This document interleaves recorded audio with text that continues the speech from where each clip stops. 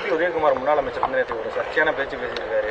முதல்வர் இல்ல துணை முதல்வர் வந்து ரிசர்வ் கொடுப்பாங்க அப்படின்னு சர்ச்சையா பேசியிருக்காரு. இல்ல நீங்க அதிமுகல இப்ப ஆர்பி உதயகுமார் இவங்க எல்லாம் எப்படி ஆயிட்டாங்கன்னா, அந்த ஊர்ல ஒரு சீட்டாட்ட கிளப் இருக்கும்.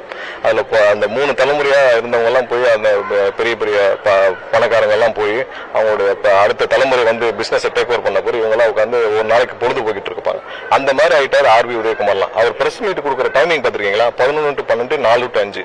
எப்பெல்லாம் வந்து அந்த காஃபி சாப்பிட்ற நேரமா சாப்பிட்டு முடிச்சுட்டு அந்த டைம்ல போய் இந்த ஊர்ல போய் சீட்டாட்ட கிளப்ல போய் உட்கார டைம்ல போய் அந்த மாதிரி ஆயிடுச்சு அதிமுக இருக்காங்களா. ஏன்னா எல்லாரும் குறுநில மன்னர்கள் எல்லாரும் நல்லா சம்பாரிச்சிட்டாங்க.